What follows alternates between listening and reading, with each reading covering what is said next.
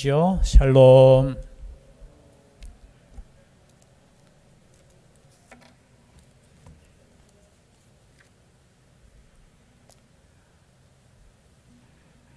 우리가 함께 모여 예배드림에 너무 감사드립니다. 또 일주일 동안 또 우리를 지켜주시고 함께 모여서 예배드릴 수 있다는 것 자체가 하나님께서 거저 주시지만 진짜 은혜라는 것을 다시 한번 우리가 생각하며 감사함으로 예배드릴 수 있는 이 시간이 되기를 소원합니다. 오늘 말씀을 우리가 보면은 마지막에 보면은 그 말을 받은 사람들은 세례를 받음에 이날에 신도의 수가 3,000이나 더하더라. 몇 명이 더하더라고요? 이 말씀을 설교하시는 목사님들의 소원들이 한 번 설교하면은 3,000명이 더 있으면 좋겠다. 아멘 안 하시네요. 그런 마음을 가집니다. 그죠? 3,000명이 회개하고 돌아오려면은 적어도 제가 볼 때는 3만 명에게 설교를 해야 3,000명이 돌아오지 않을까 그렇게 생각이 되는데 그만큼 복음의 전파력이 강하다는 것이죠. 요즘 질병으로 인해서 얼마나 강한 전파력이 있는지 함께 있는 것만 해도 전파된다고 그렇죠? 이렇게 죄송하지만 이 마스크를 끼고 예배드릴 정도로 이 전파력이 강한데 그럼 복음의 전파력이 이것보다 더 강해야 될 줄 믿습니다. 그렇죠? 이 질병의 문제가 아니라 우리의 복음의 능력이 이처럼 강하다는 것을 여러분 믿으셔야 됩니다. 그래서 우리가 접촉하고 우리가 만나는 사람들이 하나님의 복음으로 변화되는 사건이 성령의 역사로 이루어지고 있다는 것이죠. 단순히 그냥 목사님의 소망이 아니고 우리 목회자들의 소망이 아니라 하나님의 복음의 역사는 이처럼 강력하다는 것이죠. 그것은 무엇입니까? 성령이 역사할 때 가능하다는 거죠. 여러분 19세기 복음 전도자로 유명한 무디 선생님이라고 하죠. 다 아실 겁니다. 한 번쯤 이름을 들어보셨을 겁니다. 그가 63세에 소천했는데요. 예수 그리스도를 영접하고 복음을 전했을 때 그냥 얼마나 많은 사람들이 돌아왔는지 약 100만 명이 여러분 한 사람의 이 헌신으로 말미암아서 100만 명이 전도되어 구원을 얻었는 그런데 그 역사의 시작이 여러분 한 번쯤은 들어보셨을 것입니다. 성령의 역사로 시작되었습니다. 나이가 아마 청소년 때의 나이죠. 외삼촌 집에서 이제 구두를 수선하는 겁니까? 그것을 배우면서 교회에 나갔는데 그 교회에 캠벨이라는 선생님이 계셨습니다. 이 무디에게 이렇게 물었는 거죠. 무디야, 자네는 정말 진정으로 십자가에 못 박히시고 부활하신 그 예수님을 영접한 적이 있는가라는 거죠. 자네는 정말 십자가에 죽으시고 부활하신 그 예수님을 정말로 내 마음속에 영접한 경험이 있는가? 그러면서 손을 꼭 잡고 기도했는데 성령의 불이 무디에게 임했는 거예요. 어느 정도로 임했느냐 하면 손을 잡고 기도하는데 얼마나 무디의 가슴 속에 뜨거웠던지 갑자기 손을 뿌리치고 밖으로 뛰어나가면서 하나님 이제 그만 왜냐하면 너무 뜨거운 역사. 여러분 성령의 역사가 물론 이렇게 표현적으로 뜨거워야지만 꼭 성령의 역사입니다 라고 말하는 거 아니에요. 그만큼 성령의 역사가 강하게 역사하니까 이제 되었습니다 하나님 너무 뜨거워요. 그때부터 이 무디가 전도하기 시작합니다. 전도하기 시작해요. 어느 날에는 참 목표를 정했겠죠. 이 복음을 전하는 목표를 정했는데 그것을 채우지 못하고 집에 들어와서 이 잠을 자다가 이게 참 양심의 가책이 느껴져서 그냥 옷을 또 주워 입고 또 나가요. 근데 나가니까 그 시간에 다 집에 들어가서 그죠? 아무도 없는데 술 취한 한 사람이 있는 거예요. 그 술 취한 한 사람에게 가서 예수님을 아시나요? 근데 여러분 성령의 역사는 모릅니다. 그죠? 한 3개월이 지났는데 그 사람이 교회에 왔다라는 거죠. 그러면서 하는 말이 그 말을 들었는데 집에 가서도 그 말이 생각나더라는 거예요. 예수를 아냐. 그 말이 그래서 도저히 못 견뎌서 이렇게 교회에 나왔느냐. 여러분, 이것이 성령의 역사입니다. 이것이 성령의 역사예요. 오늘 교회가 때로는 힘들다고 하고 전도가 안 된다고 합니다. 그것은 무엇이냐? 성령의 불이 꺼져 있기 때문이라는 것이죠. 제가 너무 강하게 이야기했습니까? 아니라고 우리는 여러 가지 핑계를 댈 수 있지만 이 땅 가운데 성령이 역사할 때 우리가 다 경험했기 때문에 이 말이 여러분 공감 가시는 분이 있을 것입니다. 죄송한데 과거에는 교회가 그렇게 좋은 프로그램이 있었습니까? 아니, 좋은 장소가 있었습니까? 환경이 좋았습니까? 아니라는 거죠. 뜨겁게 기도하는 현장이 있었잖아요. 그러니까 우리의 마음이 뜨거웠잖아요. 그만큼 성령의 충만과 성령의 임재는 교회의 시작인 동시에 생명 살리는 시작이라는 거죠. 그 장면이 오늘 그 말씀인 것이에요. 여러분, 사도행전 2장에 보면 이제 다 성령의 충만을 받았고 이제 2장 14절부터는 베드로가 설교를 합니다. 설교를 해요. 제목 자체가 베드로의 오순절 설교라고 합니다. 주제는 간단해요. 이 성령의 임재, 이것은 우리가 술 취한 것이 아니야. 성령의 임재는 요엘 선지자로 통한 그 예언이 성취되는 것이야. 제가 지금 베드로의 설교를 지금 요약합니다. 그리고 누구든지 주의 이름을 부르는 자는 구원을 받으리라. 사도행전 2장 21절 말씀이죠. 우리가 앞에 있으니까 한번 볼까요? 사도행전 2장 21절. 누구든지 주의 이름을 부르는 자는 구원을 받으리라 하였느니라. 그 시대가 도달했다라는 거예요. 그것이 성취되었다라는 겁니다. 그리고 마지막 36절에 보면 그런즉 이스라엘 온 집은 확실히 알지니 너희가 십자가에 못 박은 이 예수를 하나님이 주와 그리스도가 되게 하셨느니라 하니라. 너희가 십자가에 못 박은. 여러분, 중요합니다. 여러분, 이 말을 들었을 때 여기 모인 사람들의 생각은 어떠했을까요? 여러분, 이 사람들이 십자가에 못 박은 거 아니잖아요. 우리가 알고 있기로 빌라도가 박았죠. 유대 대제사장이 박았죠. 바리새인들이 예수님을 죽였지 않습니까? 그런데 지금 베드로의 설교는 너희가 십자가에 못 박은 예수라는 거예요. 정말해서 너희들이 죽인 그 십자가에 죽인 예수가 메시아라는 겁니다. 이것이 설교의 전체적인 설교의 요약이에요. 여러분 성령이 충만하면 이렇게 변화됩니다. 어떻게 변화되느냐면 입술이 변화되는데 단순히 입술로만 변화되는 것이 아니라 성경의 말씀을 깨닫게 되는 거예요. 여러분, 성령이 임재하면 하나님의 말씀을 읽을 때 이 말씀, 여러분 베드로가 설교하는 거예요. 여러분, 지금까지 베드로가 설교한 적 있습니까? 그런데 지금 구약을 지금 요약하는 거예요. 요약을 하는 거. 이 성령의 역사와 예수 그리스도에 대해서 명확하게 구약의 성경 말씀을 통해서 말씀하시는 거예요. 너희가 죽인 예수, 그분이 그리스도이라는 거예요. 그리스도라는 거. 이것이 베드로의 설교의 요약입니다. 여러분, 구약의 말씀의 요약은 이겁니다. 나 때문에 예수님이 십자가에서 죽으셨구나, 이거예요. 여전히 이 십자가가 과거에 예수님께서 어떻게 되어가 그 나쁜 놈들에 의해서 죽었네 라는 것이 아니에요. 나의 죄 때문에, 나의 죄 때문에 내가 예수 그리스도를 십자가에 못 박은 그 죄인이라는 거예요. 여러분, 이 말씀을 들을 때 거기에 이 말씀을 들은 사람들의 반응을 보십시오. 그 반응이 오늘 읽은 말씀입니다. 37절 우리가 다시 한번 읽어볼까요? 시작. 그들이 이 말을 듣고 마음에 찔려 베드로와 다른 사도들에게 물어 이르되 형제들아 우리가 어찌할꼬 하거늘. 여러분, 말씀을 들은 사람들의 반응이 이 반응이라는 거죠. 마음에 찔려야 된다는 거죠. 당신이 예수 그리스도를 십자가에 못 박았습니다. 이 말이 마음에 이게 찔려야 돼. 여러분, 우리는 얼마나 이 가슴이 딱딱한지. 이 말씀을 읽어도 이제는 찔리지가 않아. 말씀을 들어도 이게 느낌이 없어.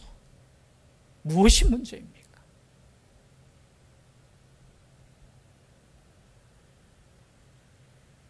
마음에 찔림이 있어 사도들에게 이렇게 물어야 되지 않겠습니까? 우리가 어찌하면 좋겠느냐? 여러분, 말씀을 들을 때 성령이 역사하면 우리의 심령이 이렇게 변화될 줄 믿습니다. 내가 어떻게 하면 좋겠습니까? 우리가 말씀을 듣고 우리가 말씀을 전하고 할 때 우리가 돌아가서 하나님, 이 말씀대로 살아야 되는데 어떻게 하면 좋겠습니까? 죄송한데 우리의 걱정은 지금 빨리 이것이 끝나고, 그죠? 질병이 끝나고 원상복귀되고 참 경제적으로 회복이 되고, 물론 그것도 중요하죠. 우리의 아픈 몸도 회복되고 우리의 삶이 정말 그렇게 그냥 평범한 삶이 되었으면 좋겠는데 라는 것보다 더 중요한 것은 우리의 근본적인 문제, 이 문제 앞에 우리는 서야 된다는 거죠. 우리가 어떻게 하면 좋겠습니까?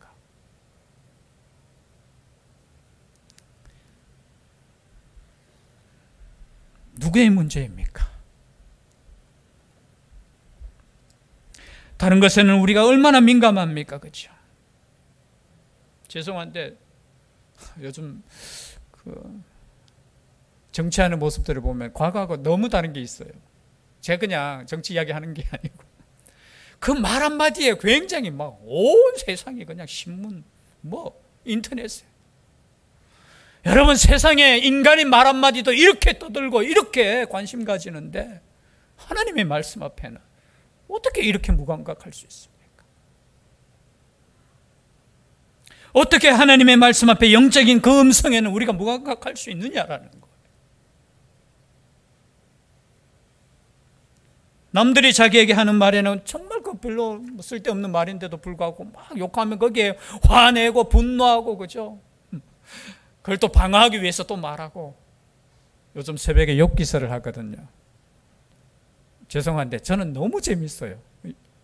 욥은 참 위에서 지금 하늘나라에서 듣고 너무 뭐라고 하는 거, 내가 얼마나 고난을 받았는데 이렇게 말할 수 있지만, 여러분, 인간이 고난을 당할 때, 그쵸, 막 거기에 대해서 막 손가락질하고 또 이거 방어하기 위해서 욥은, 그죠, 나는 의인이야 하면서 이렇게 철학적으로, 저는 제가 볼 때는 이게 욥의 말이 아니고 이게 그냥 인간의 말이 아니고 이거는 영적인 음성들이 지금 왔다 갔다 하는데, 하나님의 말씀 앞에 우리는 이 심정이 될 때 이게 정상이라는 거예요. 이게 정상이라는 거. 그런데 여러분, 똑같은 말씀을 듣는데도 반대도 있습니다. 사도행전 7장 54절, 찾으실 분 한번 찾아보시고요. 혹시 방송실에 준비되면 7장 54절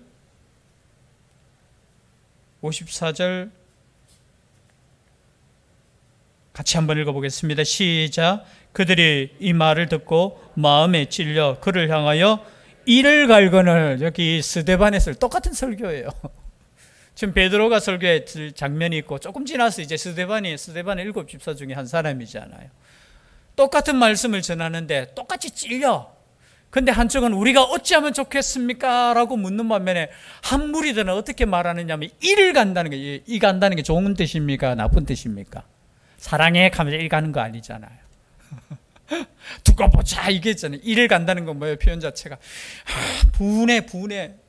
여러분, 똑같은 말씀을 듣는데도 불구하고 어느 한쪽은 하나님, 우리가 어떻게 하면 좋겠습니까? 이렇게 나아가는 밤에 어느 한쪽은 어떻게 된다고요? 이를 갈 수 있다라는 거예요. 그래서 목사님들이 한번 설교하는데 3,000명이 돌아오는 그 역사만 바라보면 안 돼요. 때로는 돌이 날아올 수 있다는 거예요. 몇 개의 돌? 3,000개의 돌이 날아올 수 있어요. 그러나 중요한 것은 무엇입니까? 반응이 있어야 되잖아요. 반응. 여러분, 하나님의 말씀 앞에는 이처럼 반응이 생겨요. 반응이 없는 게 문제예요. 아니, 오히려 나쁜 반응이라도 괜찮아요. 근데 꼭 보면은 나쁜 반응을 가진 사람들이 진짜 돌아와요. 경험상 그래요, 보면은.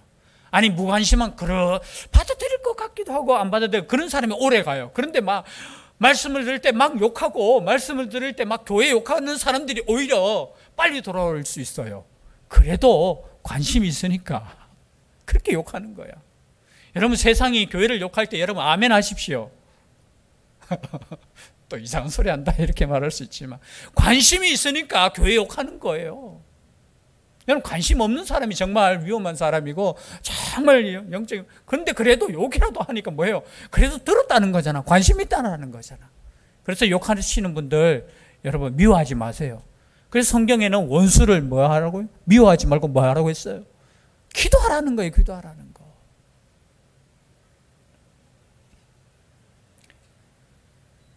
이 질문 앞에 베드로는 대답합니다. 너무 간단한 대답이에요. 한번 38절 다 함께 읽어보겠습니다. 시작.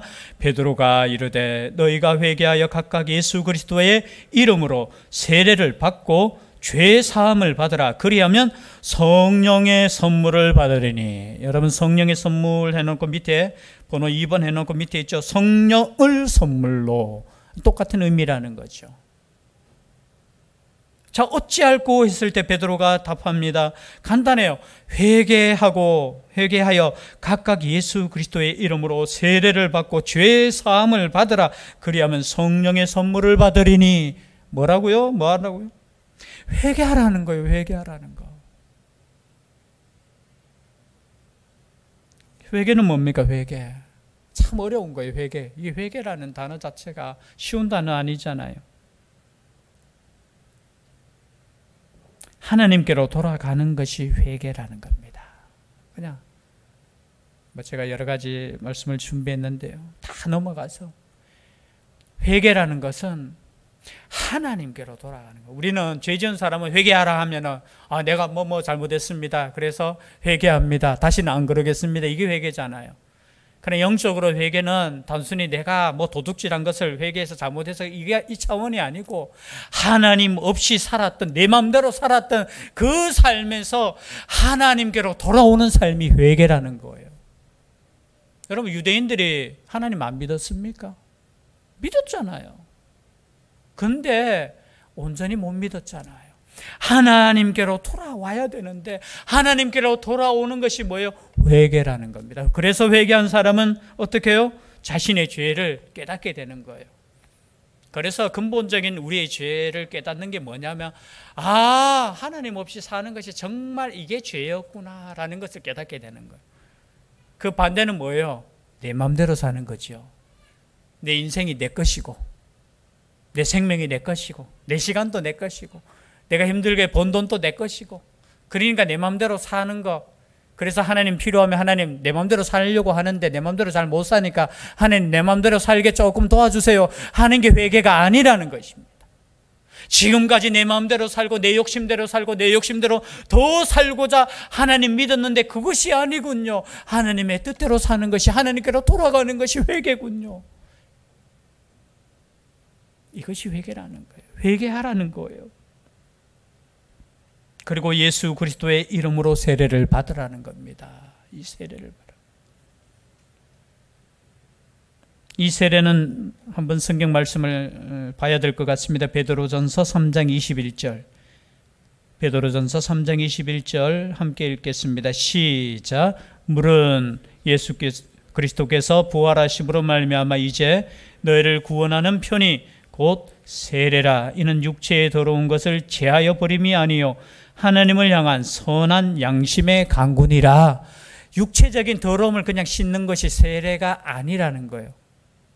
그러면서 하나님을 향한 선한 양심의 강군이라. 이 말이 조금 어려워.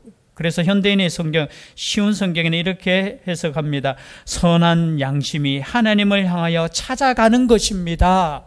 우리가 세례받는 것은 뭐냐면은 뭐예요? 하나님을 향하여 찾아가는 거예요. 그리고 갈라디아서 3장 27절 말씀엔, 갈라디아서 3장 27절 함께 읽겠습니다. 시작. 누구든지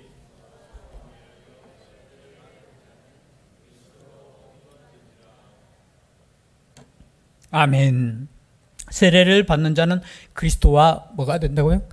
합한다는 거, 하나가 된다는 거. 그것이 뭐예요? 그리스도로 옷 입는 것이라는 거예요. 여러분, 그리스도로 옷 입으셨습니까? 하나가 되셨습니까? 여러분, 세례 받는다는 것이 이런 의미라고 제가 세례해 줄 때 말씀드렸습니다. 하나가 되는 거예요. 하나가 되는. 하나가 되면 어떻게 됩니까? 죄 사함을 받게 되는 것입니다. 물론 신학적으로 죄 사함이 먼저냐, 세례가 뒤냐, 뭐 성령의 역사가 뒤냐, 뭐 막 조금은 논란이 있어요. 그러나 그게 중요한 거 아니에요. 성령이 역사하면은 하나님의 말씀을 받게 되고, 하나님 말씀을 받으면 세례를 받아야 되겠구나. 세례 받아서 예수 그리스도와 하나가 되고, 하나가 된 사람은 구원받은 사람이에요. 여러분, 지금 구원받았습니까? 안 받았습니까? 이렇게 물을 때 세례 받으신 분은 구원받은 사람들이에요. 그런 확신이 없으면 여러분 다시 세례 받으셔야 돼요. 누가 와가지고 그죠, 이단에서 와가지고 그 교회 잘못된 교회야 하면서 네 세례 받았는 거 그거 가짜야 하면서 그게 그런 것 같아라고 생각하면 여러분 그 문제인 거예요. 내가 세례 받았음에 나는 구원받은 백성이라는 확신 속에 살아가셔야 돼요. 나는 그리스도로 이미 옷 입었음을 여러분 확신 가운데 살아가셔야 돼요. 내가 구원받았음을 여러분 확신함 속에 우리가 예배 드릴 때 하나님께서 이 예배를 받으신다는 거예요. 왜요? 말씀이 이렇게 되어 있잖아요. 회개하여 각각 예수 그리스도의 이름으로 세례를 받고 죄 사함을 받으라. 그리하면 무엇을 주신다고요? 성령의 선물을 주신다는 겁니다. 여러분, 우리 마음속에 이미 성령께서 오신 줄 믿으시길 바랍니다. 죄송합니다만 제가 서론적으로 말씀드렸듯이 무디처럼 가슴이 막 뜨거운 거 아니더라도 여러분 오늘 성경의 말씀처럼 제자들이 그냥 모였는 가운데, 그리고 때로는 말씀 듣는 가운데, 때로는 안수 주는 가운데, 또는 무디의 그 선생님처럼 손을 잡고 기도하는 가운데 여러분 성령께서 역사하시는 거예요. 임재하시는 거예요. 여러분 그것을 믿고 우리가 자녀된 것을 믿고 살아갈 때 여러분 확신 가운데 있는 거예요. 때로는 넘어질 수 있어요. 여러분 자녀라고 넘어지지 않는 거 아니에요. 어떤 이단에서는 구원받은 사람은 죄를 안 짓는다고 이렇게 가르쳐요. 여러분 그거 거짓말하는 거죠. 양심상 여러분 그렇게 말할 수 없죠. 죄를 안 짓는 것이 아니라 이 죄를 예수 그리스도께서 깨끗하게 씻어주는 거예요.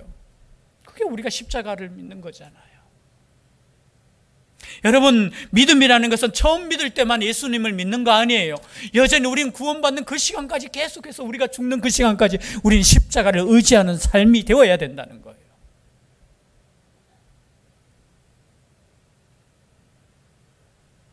그래서 여러분 우리가 이 선물, 성령의 선물을 받는 것을 가장 귀하게 생각하셔야 됩니다. 그 선물이라는 유명한 책이 있죠. 그 스펜서라는 분이 쓴 책인데요. 우리나라 번역도 이리 나와서 한 번쯤은 다 읽어보셨을 거예요.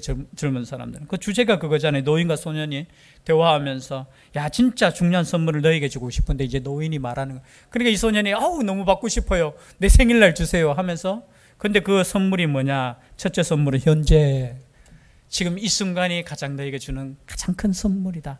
믿으십니까? 그래서 내일 일을 염려하지 말라는 건 뭐예요? 현재를 선물로 생각하고 감사함으로 사십시오. 여러분 내일 생각한다고 염려한다고 내일 이루어지는 거 아니에요. 그건 하나님께서 함께 하셔요. 함께 하셔요. 오늘 이 시간에 하나님을 찬양하고 오늘 이 시간에 하나님의 기쁨으로 살아갈 수 있다면 그것이 우리의 삶에 가장 복된 것이라는 거예요. 또 거기서는 그냥 그렇게 이야기해요. 배운다는 거. 배움이 정말 선물이다. 여러분 하나님의 말씀을 배운다는 게 얼마나 큰 선물입니까? 물론 우리 학생들은 공부하는 거 얼마나 힘들어요. 그러나 우리 어르신들, 과거에 우리 어르신들 배움이 없을 때 저희 모친도 그랬고 저희 형제들도 그랬고 항상 하는 말이 저에게 이런 말이 있어요. 너는 그래도 대학까지 나오지 않았느냐고. 참 배우지 못한 사람에게는 이 배움이라는 것이 얼마나 값진 것이라는 것을, 그죠? 이 배움입니다. 그리고 세 번째가 계획이다. 미래를 위해서 우리가 계획 잡고 하는 것이 정말 큰 선물이다. 그러나 여러분 그것은 때로는 육적인 선물을 이야기하는 것이고, 영적인 선물은 뭡니까? 가장 중요한 거는 내가 구원받았다라는 거. 여러분 우리에게 있어서 가장 큰 선물이 뭐예요? 내가 구원받았다는 거 아닙니까?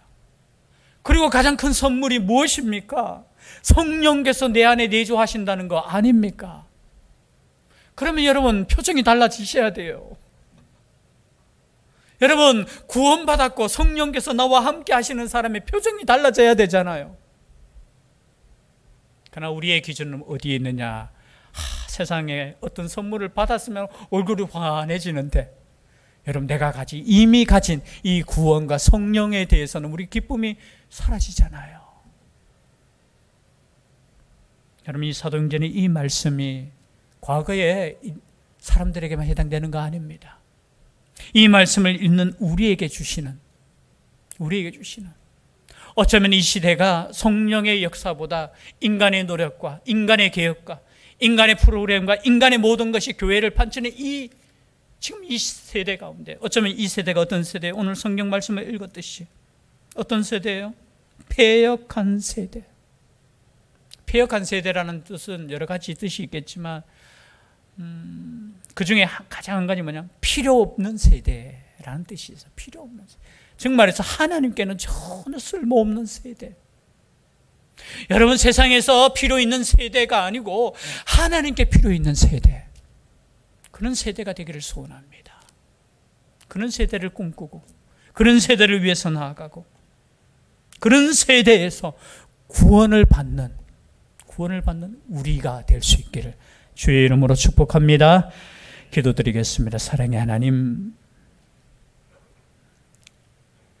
인류 역사상 가운데 가장 위대한 사건, 구원의 역사가 벌써 2000년 전에 시작되어 지금까지 왔습니다. 어쩌면 이것이 당연한 것처럼 느껴질 때가 많이 있습니다. 그러나 이 구원의 선물이 계속되기 위해서 얼마나 많은 피가 흘렸고 얼마나 많은 눈물의 기도가 있었는지 다시 한번 생각하며 이 시대에 우리를 부르신 그 부르심에, 그 사명에 응답할 수 있는 우리가 되게 하여 주시옵소서. 성령을 사모하게 하여 주시고 하나님의 구원을 사모할 수 있는 살아있는 세대가 되게 하여 주시옵소서. 이것을 위해 끊임없이 기도하며 끊임없이 나아갈 수 있는 복된 교회 되게 하여 주시옵소서. 그렇게 될 줄 믿사옵고 예수님 이름으로 기도드리옵나이다. 아멘.